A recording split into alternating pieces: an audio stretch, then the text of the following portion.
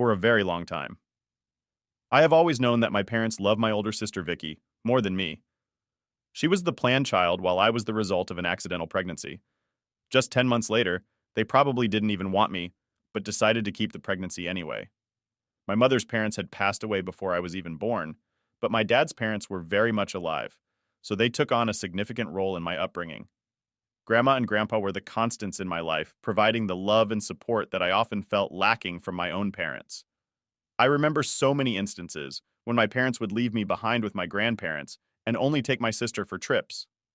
When I was young, I didn't mind because it was fun living with my grandparents. But as I started to grow up, like when I was 6 or 7 years old, I realized just how unfair this was. But my problem wasn't just with my parents. It was also with my sister, Vicky. While I harbored no ill will towards Vicky, I couldn't help but feel like an unwanted addition to the family. She knew that as well, and made me feel like a stranger every day in my own home. She would always compete with me for everything, be it about grades, attention from our parents, or even the smallest accomplishments. It felt like a constant battle for validation, and I was always on the losing end because my parents preferred to always. As a result, I would feel really inferior and we never quite saw eye to eye. Our relationship seemed more like a perpetual contest, with her consistently coming out on top. On one occasion, she wanted to be friends with a group of girls, but because she was nerdy, she was afraid to approach them. One of the girls and I had art classes today, so she introduced me to the rest of the group, and we all would hang out together. Vicky was so jealous of this that she made my parents talk to me about including, also whenever I was hanging out with them. I tried to fight, but my mother called me selfish while my dad said she was my sister and I should look after her. Begrudgingly, I agreed and introduced Vicky to the rest of the girls. Now, Vicky doesn't really have a lot of friends, so she can come off as overenthusiastic, so she would constantly try to impress the girls in our group, often coming across as intrusive. Despite her efforts, she struggled to find her place among them, and the awkward tension between Vicky and the other girls was always palpable. For example, one of the girls had a crush on a guy, so Vicky took it upon herself to approach the guy and let him know that the girl liked him. He laughed because he was not interested, and went and told everyone about it, which embarrassed the girl. After this, the girls told me very firmly that they didn't want me to bring Vicky with me to our hangouts, so I agreed. However, Vicky wasn't having it. She threw a tantrum when she found out that the girls wanted nothing to do with her and went to our parents insisting that I should not hang out with these mean girls either, since I was her sister and I should stand up for her. I refused and told her that it was her own fault, that they didn't want to be friends with her. But my parents, as usual, supported her. They lectured me about how Vicky had no ill intentions and that I should try to convince the girls to forgive Vicky. But if they didn't, then I should cut them off also.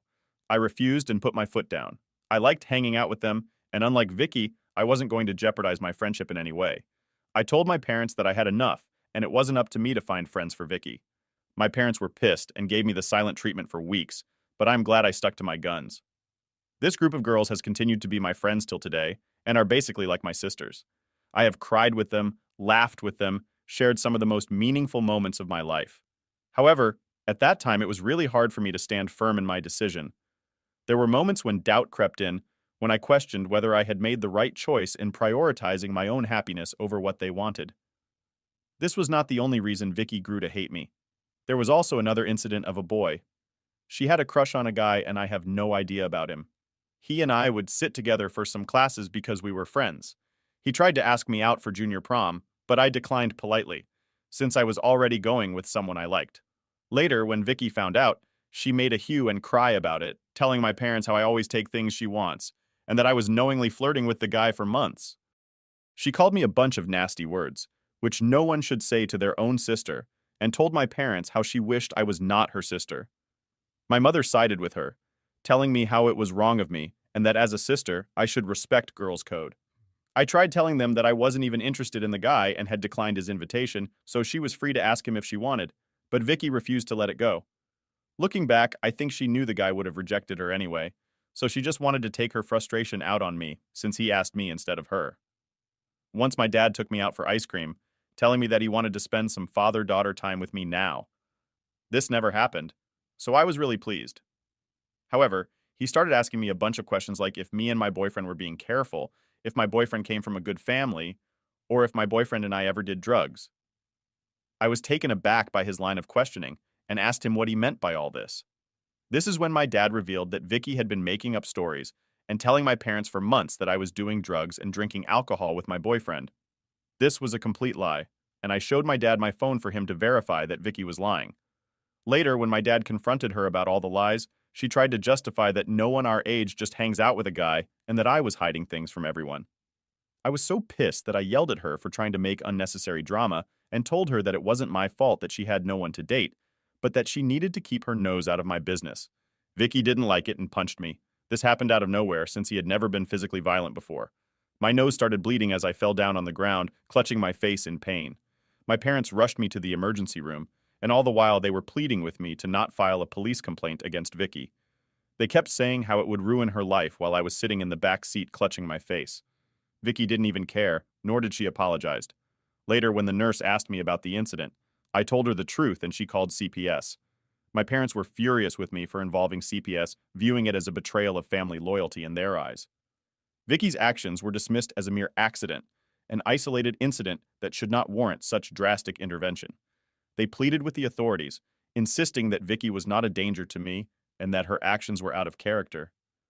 In the end, Vicky was let go, but they warned my parents that they would keep a close eye on our situation in case any other accident happened with me. As you can imagine, Vicky was really shaken up, and so were my parents. Later on, my parents told me that they were disappointed in me for trying to ruin my sister's life. My mother started to cry and told me how I was tearing the family apart by involving outsiders. My father's disappointment was palpable, his words heavy with reproach as he questioned my decision to escalate the situation. I told him firmly that I wanted Vicky out of my life, and they agreed. I did feel guilty involving the authorities, but for the first time I felt safe at my own house.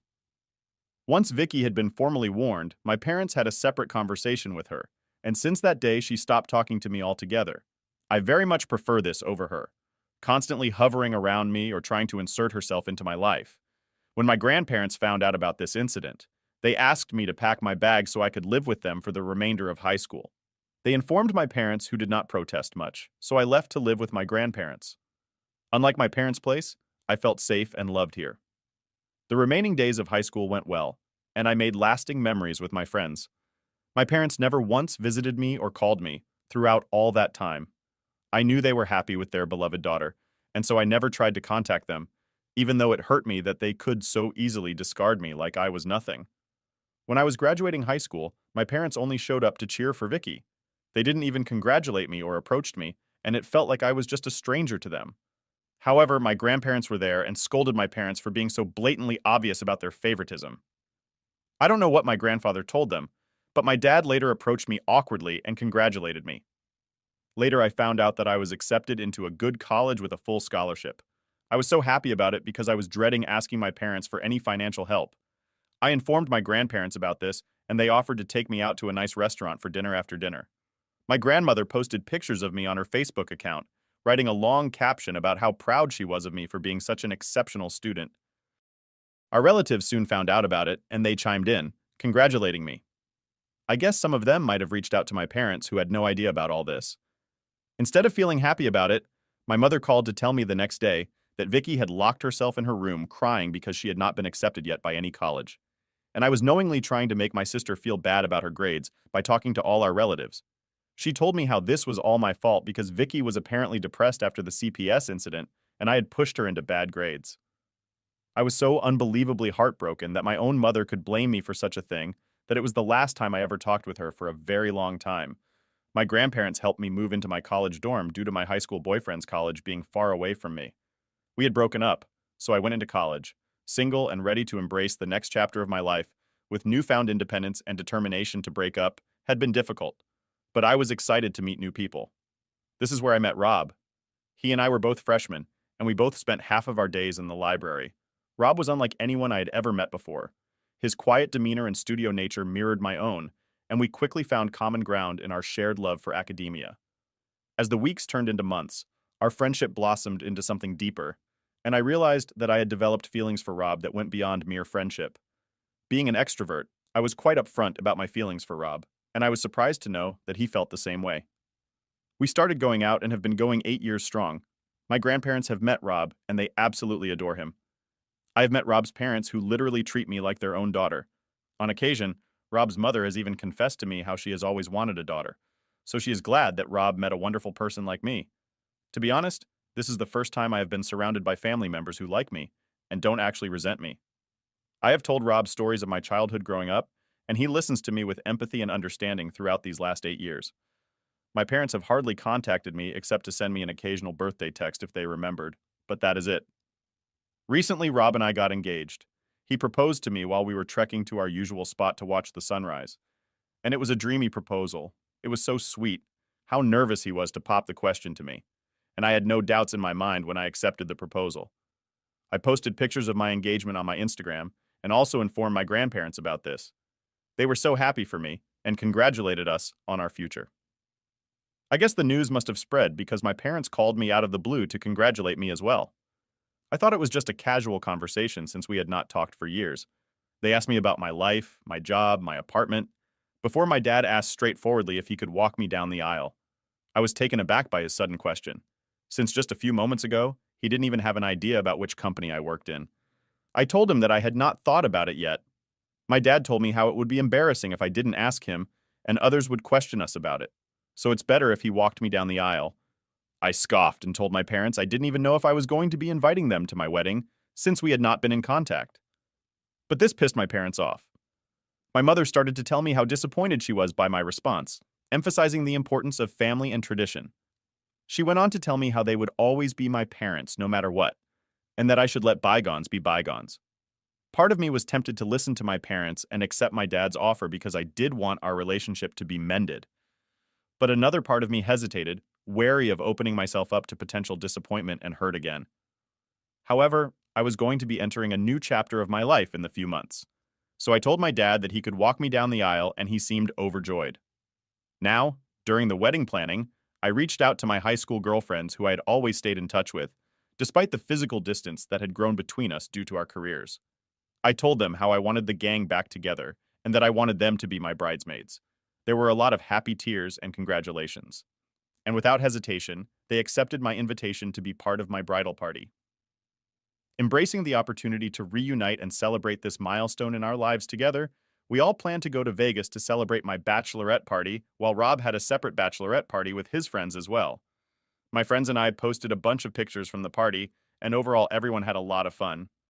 However, when I came back home, my parents called me to let me know how disappointed they were that I had not invited Vicky to be a part of the celebration.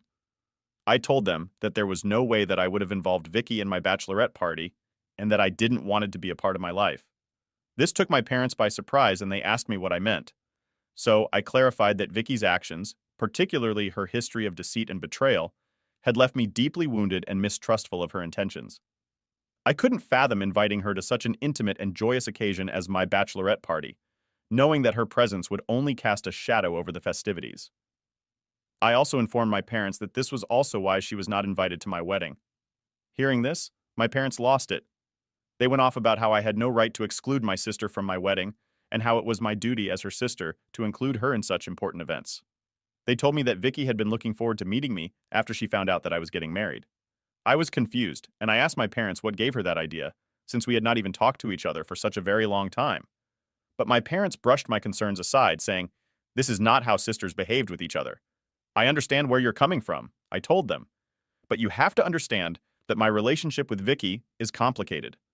After everything that's happened, I just don't feel comfortable having her be a part of my wedding. She has not even once apologized to me for everything she put me through." However, my parents, as usual, ignored my words. My mother kept saying how she wanted what was best for the family, and that inviting Vicky wasn't a big deal anyway. My dad insisted that our relative would talk about why my sister wasn't invited, and this would cast a negative light on my wedding. However, I knew better than to yield to their demands, so I did not relent to them. I told them that I was okay with people talking behind my back and questioning my character, as long as I was surrounded by people I liked and trusted during my wedding.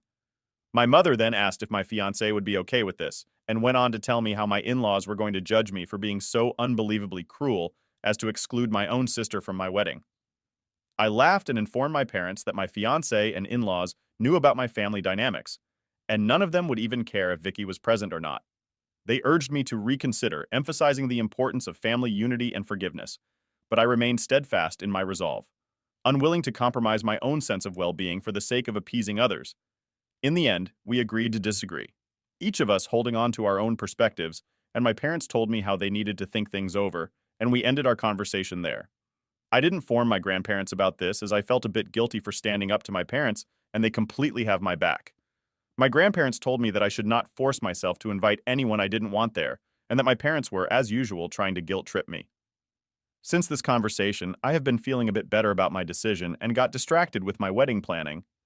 Since my wedding is fast approaching, last week my dad called me to let me know that he had fought long and hard and that he and mom would no longer be attending the wedding. Before I could even react, he went on to say that this also meant that he would not be walking me down the aisle. I asked him if there was a specific reason why, and he informed me that Vicky was going to be moving to a new place soon, which my parents had helped her find. And since I was going to be excluding her from the wedding, she had decided to host a housewarming party that same day. So they would be attending that instead of my wedding. I felt a mix of shock and disbelief wash over me as I processed my father's words. The realization that my own sister's housewarming party took precedence over my wedding was a bitter pill to swallow, exacerbating the sense of hurt and betrayal that I had always felt for years. I simply told him that I understood, and I hung up the call. Although I tried to act brave in front of my dad, deep down, the pain of rejection cut deeper than words could express. When I informed Rob, he was furious about how insensitive my parents could be after they were the ones who had insisted on being invited.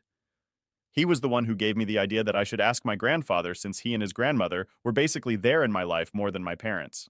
I agreed, so I called up my grandparents and asked them if they would be willing to walk me down the aisle at my wedding. Tears welled up in my eyes as I spoke, overcome with emotion at the thought of how much they meant to me. Hugh and Grandpa have always been there for me, I said, my voice choked with emotion. You've been more than just grandparents to me. You've been like parents, and I can't imagine anyone else I'd rather have by my side on my wedding day. My grandparents didn't even hesitate before saying yes. They told me how honored they would be to walk me down the aisle. And unlike my parents, they would not disappoint me. Their words reassured me, and in that moment, I felt a profound sense of peace and contentment wash over me with my grandparents by my side. I knew that I had a family who loved me unconditionally and accepted me for who I was, flaws and all. I also talked to my in-laws about this, and Rob's parents assured me that they did not care if my parents didn't attend, and that regardless of their attendance, they were delighted to witness and support our union. My wedding is in 2 days, and today I woke up to several missed calls from my dad. I called him back thinking it was an emergency, and when he picked up, he asked me if it was true that my grandparents were walking me down the aisle. I told him yes, that was true. And then my dad went off about how disrespectful this was to have asked my grandparents. I reminded him how he was the one who had declined to come to my wedding, so I didn't see why he was so upset. My dad went on to yell at me about how he and mom were just trying to make me see the wrong of my ways and that they thought that by declining the invitation, it would teach me a lesson. He went on to say how it was he and mom who had raised me and paid for my food and education, so my grandparents had no right to replace him. I tried to reason with him, explaining that my grandparents had been there for me in ways he and mom never were, but he wouldn't listen. He also told me how I had done nothing but alienate everyone from me, and this was all my fault. Since this conversation, I have been wondering if I really did something wrong here. AITA. For asking my grandparents to walk me down the aisle. Update 1. Wow, I did not expect so many people would comment on my post. I have seen a lot of advice and suggestions on how I should approach this situation. I do agree that I need to cut off my parents permanently, because the constant back and forth is exhausting and is starting to affect my mental health. I don't want them in my life when they have consistently shown me that Vicky is always their first priority. My parents are indeed selfish, and I have known that for a long time. However, how can a child just stop loving his or her parents? It's a much easier thing to say, but it's very difficult to actually do it. However, for my mental peace, I have no choice but to do this, so I can enjoy my wedding tomorrow. Update 2. Sorry for the lack of update this past month, but I have been quite busy since my wedding. First of all, yes, my wedding went quite well with my grandparents by my side as I walked down the aisle. Despite the absence of my parents, I felt a deep sense of joy as I exchanged vows with Rob, committing to spend the rest of our lives together. My girlfriends and I danced the night away, and I can't begin to describe how important it is to stay in touch with your childhood friends no matter what, because sometimes they are your chosen family during the reception. I did feel a twinge of sadness at the realization that my parents were not there to share in this special moment, especially as I watched Rob's parents and cousins giving speeches to him. However, I took solace in the knowledge that I had made the right decision for myself, prioritizing my own well-being and happiness. Some of my girlfriends did give speeches, sharing memories of our experiences and the bond that had carried us through both good times and bad. In the days following the wedding, Rob and I went for our honeymoon, which his parents had paid for as a wedding gift. I spent all my days just lazing around, enjoying myself with my husband. I feel so giddy every time I look at Rob and realize that he is married to me now. As I had mentioned earlier, I did cut off my parents by blocking them from everywhere. I didn't bother sending them an explanation because, very frankly, they don't even deserve one. I have no idea whether Vicky actually had a housewarming that day, or it was just an excuse for my parents to not attend my wedding. But at this point, I don't care. I wish nothing but the best to them and their beloved daughter. Update 3. So, I was not going to update anything further since my last update, but something just unexpected happened, and I thought you all deserved to know. I haven't checked my email in the past month because I was busy with my wedding and honeymoon, but today, as I was sorting through the emails, I found an email from Vicky. I don't even know how she found out my email address, and I was completely taken aback. I hesitated over whether to open her mail or simply delete it unread, but curiosity got the better of me, so I clicked on the email. Inside was a lengthy message from Vicky, expressing her regret over our strained relationship and her desire to reconcile. She acknowledged the mistakes she had made in the past, admitting that she had been selfish and immature. Vicky apologized for the pain she had caused me over the years and expressed a genuine desire to make amends. She went on to write how she feels happy for me now that I'm married and that she wishes me nothing but the best. She ended the mail pleading that I should not punish my parents by cutting them off and that they missed me. Reading her words, I felt the mix of emotions: surprise, skepticism. Part of me wants to believe that Vicky has truly changed, that she is sincere in her apology and willing to work towards repairing our relationship. But another part of me remains guarded because this seems too good to be true. However, regardless of what she has written, I know for sure my parents don't miss me because if they had, they would not have treated me this way all these years. I thought about sending a reply back to her, but then I decided against it. After all, forgiveness isn't something to be rushed. It is a process that requires time and reflection. And while I am not sure if I'm ready to forgive Vicky, I don't want to completely burn the bridge either, since she is the one who has apologized to me for her actions. To be honest, after my marriage, I no longer feel alone. I have learned to recognize that I have my loving husband by my side, supportive friends, and the unwavering love of my grandparents, and with their support. I know that I can navigate whatever challenges lay ahead without ever needing Vicky or my parents in my life. I have also looked into it and have found a good therapist with whom I have booked my first appointment. I have taken this step so I can address and resolve any wounds from my past and heal from them.